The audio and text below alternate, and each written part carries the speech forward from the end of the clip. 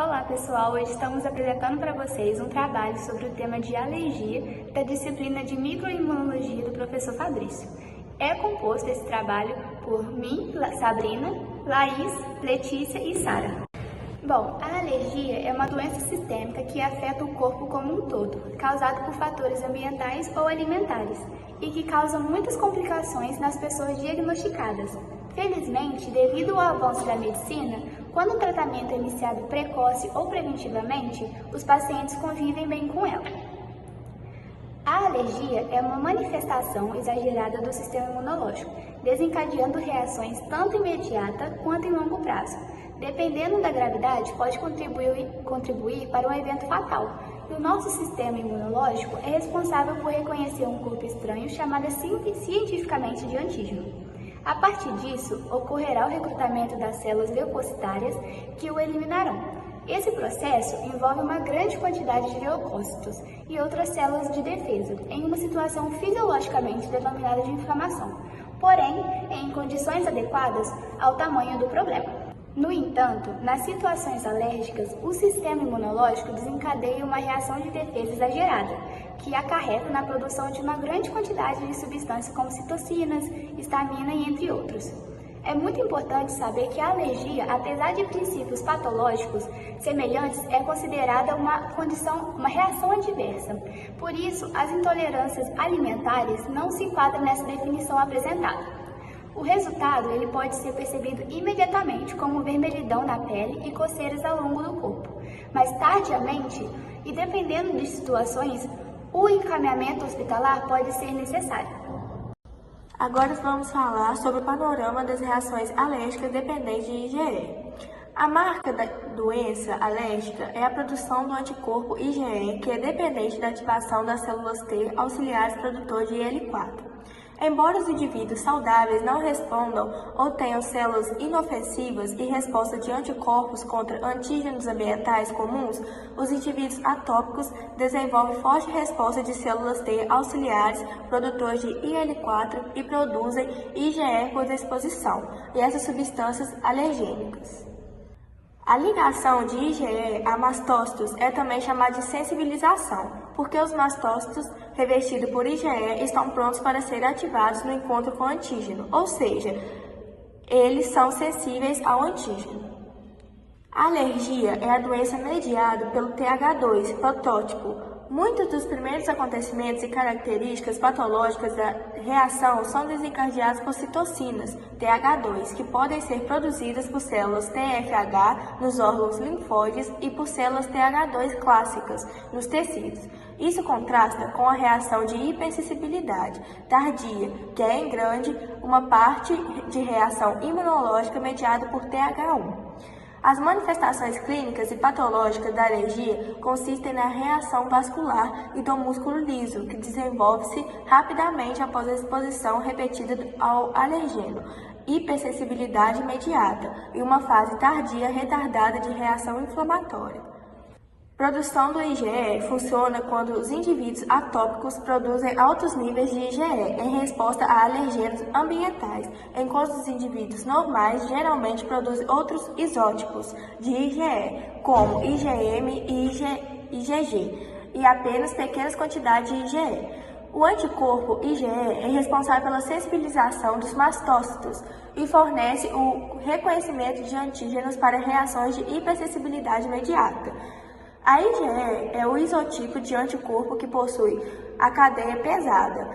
Ele se liga aos receptores de Fc específicos em mastócitos e ativa estas células.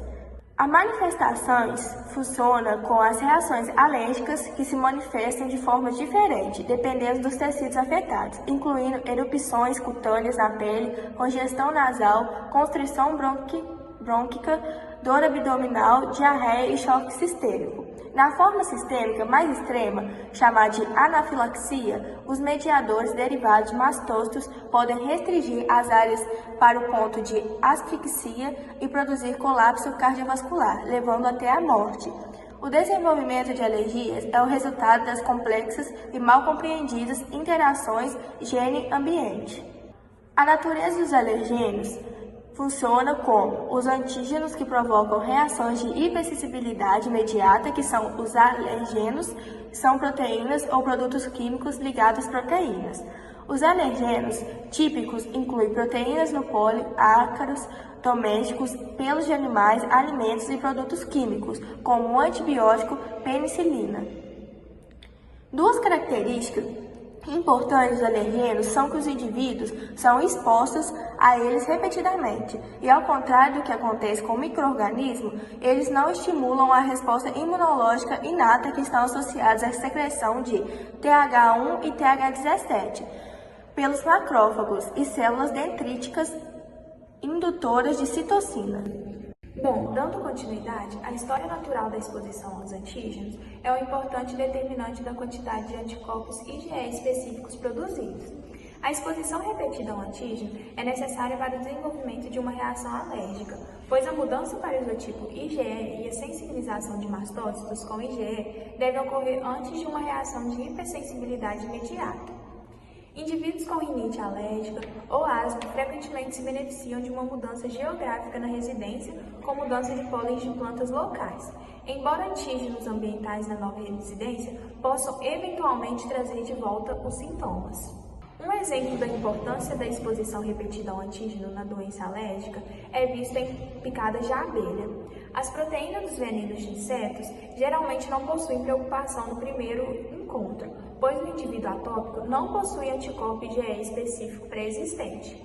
No entanto, uma resposta de IgE pode ocorrer após um único encontro com o antígeno e uma segunda picada por inseto da mesma espécie pode induzir a anafilaxia fatal. Ativação das células T auxiliares produtoras de IL-4. Nas doenças alérgicas, células TFH são necessárias para a diferenciação de células B, produtoras de IgE, e células TH2 têm papel central na reação inflamatória em tecidos. As células dendríticas capturam alérgenos que entram pelo epitélio e os transportam até os linfonodos, onde esses alérgenos são processados e apresentados às células T CD4+ imaturas. Em respostas, essas células T se diferenciam em dois tipos principais, TH2 e células TFH, com papéis distintos. As células TH2 secretam citocinas, principalmente a IL-4, fundamental para a resposta alérgica, e migram para locais expostos ao alérgeno, favorecendo a sensibilização alérgica. A IL-4 também é produzida por outras células e pela timo-linfopoietina estromal, presente no intestino, pele e pulmões.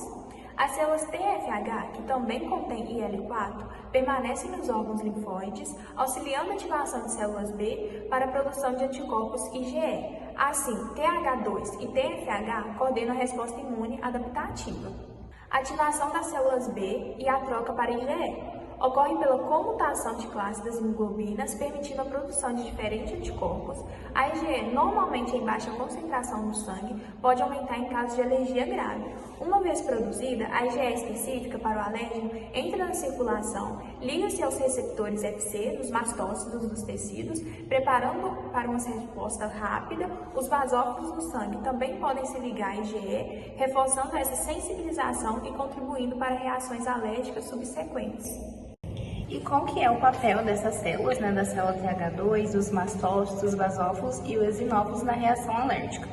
Essas células, em distinção da célula TH2, elas possuem grânulos citoplasmáticos que contêm as enzimas e as aminas pré-formadas. E todos esses três tipos de célula produzem citosinas e mediadores lipídicos que vão estar induzindo a inflamação. A célula TH2 contribui para a inflamação através da secreção de citosinas. E agora a gente vai estar discutindo o papel desse tipo de célula nas nossas reações alérgicas, tá? A respeito da célula TH2, ela vai estar secretando citosina como IL-4, IL-5 e IL-13, que junto com os mastócitos e os eosinófilos vão estar promovendo uma reação alérgica em tecidos. A citosina IL-4, ela induz a expressão nos vasos sanguíneos, recrutando mais eosinófilos e células TH2 para o local da inflamação. Já a citosina IL-5, ela ativa os eosinófilos, enquanto a citosina IL-13, ela aumenta a produção de muco pelas células epiteliais, o que acaba sendo mais típico nas reações alérgicas. A gente está tendo um adendo aqui também, as pessoas atópicas que nesse caso há mais células T específicas para os alérgenos que produzem a citosina e L4 do que em pessoas não tópicas, e esses pacientes apresentam respostas inflamatórias mais comuns. E nisso, qual que é a propriedade do mastócito? O mastócito maduro, ele normalmente não circula no sangue, e os seus progenitores, eles acabam migrando para os tecidos periféricos, como células imaturas, e eles se diferenciam localmente em respostas e sinais bioquímicos, incluindo o fator de células-troncos, que elas se ligam ao receptor chamado c-KIT nos progenitores. Os mastócitos maduros, eles são encontrados principalmente perto dos vasos sanguíneos, porém eles também podem ser encontrados perto dos nervos e sob os epitélios, além de estarem presentes em alguns órgãos linfóides. Nesse caso, os mastócitos humanos, eles variam de formato em núcleo redondos, e o citoplasma também ele contém partículas ligadas à membrana e corpos lipídicos. Os recipientes contêm ácidos proteoglicanos que eles se ligam a corantes básicos também, tá? E qual que é, o sintoma da alergia, a sintomatologia? Ao entrar em contato com o paciente, esse antígeno com potencial alérgico, a gente, o indivíduo, ele pode estar apresentando muita coriza em decorrente dos espirros frequentes, e caso tenha alergia também de pólen, poeira ou até mesmo pelos de animais. Se a alergia for, no caso, alimentar, é bem provável que o indivíduo fique avermelhado pelo corpo, com inchaço, coceira, e pode apresentar também distúrbios abdominais, como diarreia, vômito, e que acaba evoluindo às vezes para fraqueza ou até mesmo indisposição. E alguns pacientes, algumas pessoas que têm alergia a medicamentos também, como dipirona ou até mesmo alguns antibióticos. E elas podem estar manifestando reações anafiláticas e graves, e nesse caso acaba necessitando de um suporte hospitalar urgente. Geralmente, essas alergias, elas têm uma ocorrência por idade também, que vale a gente ressaltar aqui, que entre os primeiros 3 anos de vida, acaba predominando as reações alérgicas cutâneas, enquanto as do tipo alimentar, elas ocorrem, por exemplo, devido à ingestão de alguns alimentos, tipo clara de ovo, trigo, soja, frutas cítricas, e até mesmo as oleaginosas, que são as comumente conhecidas castanha, nozes, avelãs, e pode ter outros também. Já entre os 3 anos, 3, 7 anos, são mais frequentes as alergias respiratórias.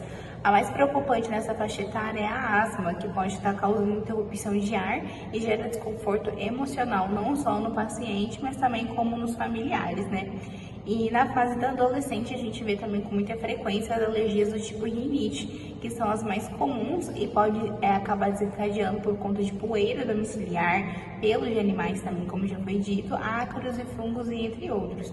E nessa situação é muito comum a coriza intensa e acaba que muitos acreditam se tratar apenas de um resfriado, como um sintoma de uma alergia. E qual que é o diagnóstico dessa doença?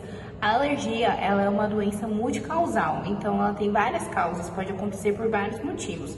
E a primeira observação dos sintomas recorrentes, ela vem dos familiares ou mesmo do próprio indivíduo. Então, o médico ele vai estar verificando algumas reações clínicas, principalmente naquelas pessoas mais sensíveis. Para tanto, para a gente concluir esse diagnóstico, é fundamental fornecer ao profissional médico um histórico minucioso do paciente, para saber análise de exame físico, exame clínico também, e verificar se tem algum antecedente de alergia nos pacientes, nos pais e nos irmãos também, para apurar uma predisposição para o aparecimento das alergias. Bom, dando continuação ao da Sara, ao primeiro momento o médico ele deve recomendar exames para checar a dosagem de IgE. E se der positivo, outras pesquisas serão necessárias para a identificação do anticorpo específico, que pode avaliar um painel de alérgenos ou um outro causador, um único causador no caso. E nesse exame, utiliza-se apenas uma amostra de sangue. No entanto, os testes cutâneos ainda são considerados mais efetivos, como o de Prick, em que se coloca pequenas amostras da substância com potencial alergênico, deixando agir por volta de 15 a 20 minutos. E o teste é bastante sensível, ou seja, é detectada realmente quem tem alergia, mas é mais confiável se for feito em crianças a partir de 5 anos. Agora vamos falar um pouco do tratamento da alergia. O primeiro tratamento é a eliminação da exposição ao alérgeno, principalmente nos casos de medicamentos. Para isso, a substituição de produtos com a mesma ação farmacológica é a mais indicada, mas deve ser realizada com a orientação de um médico. Para as alergias cutâneas, existem loções e pomadas e outras apresentações farmacêuticas que apresentam bons resultados e o seu uso ele deve ser prescrito e orientado por um especialista no assunto. Para as alergias ambientais, existem medicamentos que tratam os sintomas, principalmente aqueles relacionados à coriza e à congestão nasal, e também pode ser para urticárias e decorrentes da alergia cutânea. Bom, para finalizar, nós vamos falar que é muito importante nós saber que o diagnóstico e o tratamento deve ser realizado precocemente, para melhorar a qualidade de vida do paciente. E eu quero deixar bem claro para todos que o Dia Mundial da Alergia é comemorado em 8 de julho e foi criado pela OMS, que é a Organização Mundial da Saúde. Foi o vídeo apresentado por nós 4. Espero que vocês tenham gostado desse vídeo, desse tema que é a de alergia, que é muito importante para a nossa população. E muito obrigada por todos pela compreensão. E é isso. Tchauzinho!